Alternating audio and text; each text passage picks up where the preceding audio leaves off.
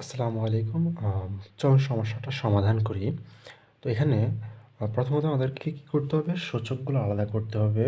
তো উপরের প্রথমে আমরা এখানে লিখব 2 to the power m dot 2 to the power 4 minus 4 point 2 to the power m dot 2 to the power 1।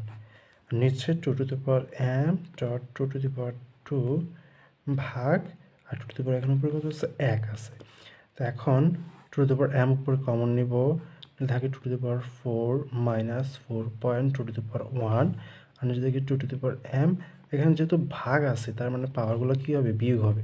2 to the power 2 minus 1। এখন 2 to the power m 2 to the power m বাদ চলে যায়। এখানে নিচে শুধুমাত্র 2 থাকে আর উপরে 2 উপরে 4 মানে কি 16 আর মাইনাস 4 দুগুণে হচ্ছে 8 এখানে হবে 8।